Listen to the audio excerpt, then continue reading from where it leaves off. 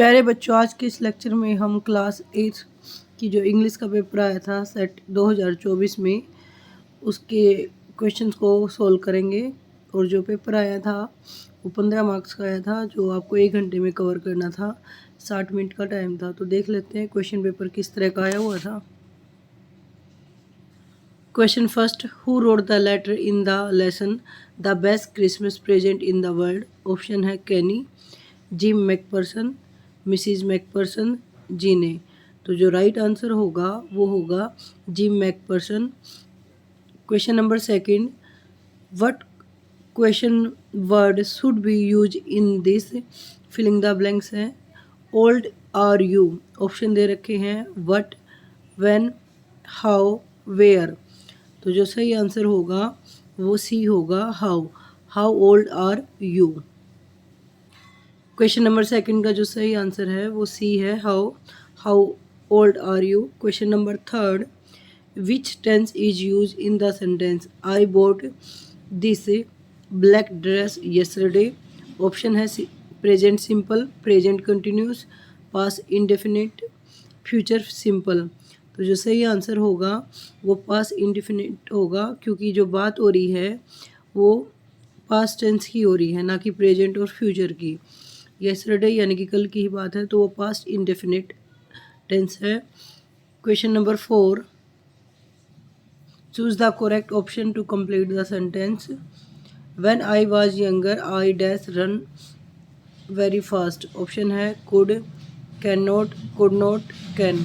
तो जो पास्ट की आपकी योग्यता होती है उसको हम कुड से शो करते हैं। तो जो राइट आंसर होगा वो ए होगा, could. When I was younger I could run very fast.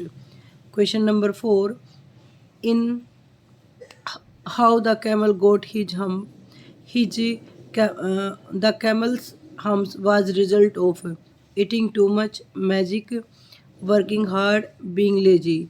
तो जो आंसर है वो डी है, being lazy. Question number 5, choose the correct passive voice of the following sentence. A voice announce something on a loud speaker. तो हमें change करना है। तो एक्टिव वॉइस को जब हम पैसिव वॉइस में चेंज करते हैं तो हम उसका टेंस देखते हैं कि प्रेजेंट में है या पास्ट में है। उसके अकॉर्डिंग हम हेल्पिंग वर्ब लगाते हैं, साथ में हम सब्जेक्ट को चेंज करते हैं। तो यहाँ जो सब्जेक्ट होगा हमारा वो समथिंग होगा, समथिंग। और क्योंकि ये पास्ट में हो रहा है अनाउंस्ड, तो हम पास्ट में ही लिखेंगे। तो something was announced by a voice on the loud speaker. तो जो ए होगा वो सही आंसर होगा। क्वेश्चन नंबर 6, क्वेश्चन आंसर हैं 2 मार्क्स के। The cricket says oh what will become of me, when does he से इट एंड वाई। क्रिकेट कब कहता है कि अब उसका क्या होगा। What will become of me, when does it से उसने ये कब कहे, एंड वाई उसने कब कहे। क्रिकेट ने ये तब कहे थे जब उसके पास खाने के लिए कोई चीज़ नहीं थी और सर्दियाँ आ चुकी थी। When he set his cupboard and he found it empty. जब उसने अपनी अलमारी को देखा और उसमें कुछ भी नहीं था खाने के लिए और ठंड बहुत हो चुकी थी। The cricket says that when the writer set in, he says so उसने इसलिए कहा because he has no shelter and food for the winter season. उसके पास ना तो कोई घर है और ना ही कोई फूड है। He thinks that he will die of starvation and sorrow. वो दुख की वजह से, शोरों की वजह से और भूख की वजह से मर जाएगा। तब उसने ये बात कही, what will become of me. Question number 7, ये 3 मार्क्स का क्वेश्चन है। इन वैल्यू हैप्पी और happy to find work, give reason for your answer. जो वैल्यू है वो खुश है या अनहैप्पी है, जब उसको काम मिलता है उसको आपको आंसर बताना है। तो जो वैल्यू है वो खुश नहीं है। No value is not happy with his work, या दिस वर्क जो काम प्रेजेंट में कर रहा है उस काम से वो खुश नहीं है। He says that he will do this work, ये इस काम को करेगा कब तक, for until he find a better job, जब तक उसे कोई दूसरी जॉब नहीं मिल जाती तब तक वो इस काम को करेगा। जब उसको बढ़िया जॉब मिल जाएगी तो इसको काम को नहीं करेगा। तो जो वैल्यू है इस काम से हैप्पी नहीं अनहैप्पी था। Question number 8, read the passage carefully and answer the following question.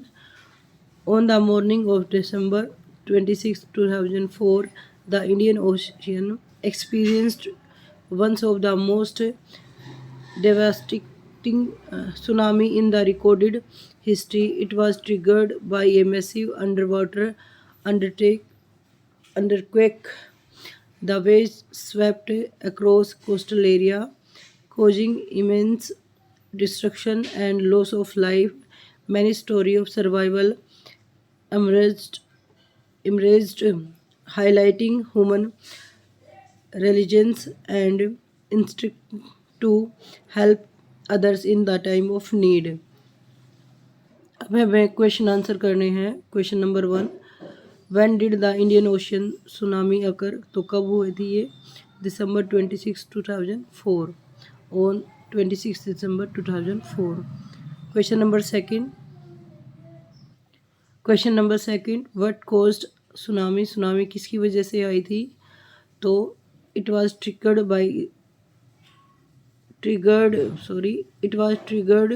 Bye the massive underwater earthquake. तो a massive underwater earthquake cause the tsunami. Question number third, where did the incident happen, तो this incident happen in the Indian ocean. First line में ही answer है the Indian ocean experienced, यानी कि Indian ocean में tsunami आई थी। Question number 4, what was the impact of tsunami on coastal area, तो tsunami का effect क्या हुआ था? तो इफेक्ट हुआ था कोस्टल एरिया पे, तो बहुत सारा लॉस हुआ था और डिस्ट्रक्शन हुआ था। तो it immense destruction and loss of life, paragraph में देख लेते हैं। पैराग्राफ में भी मेंशन है it causing immense destruction and loss of life. Last question, what did the stories of survival highlight about human nature, तो जो स्टोरीज है वो हाईलाइट करती है ह्यूमन रेजिलेंस की और हमें बताती है कि हमें एक दूसरे की हेल्प करनी चाहिए। तो the instinct to help others in the time of need, paragraph में भी देख लेते हैं। Many stories of survival highlighted human resilience and instinct to help other in time of need. तो आज के लिए इतना ही, धन्यवाद, थैंक्स फॉर वॉचिंग।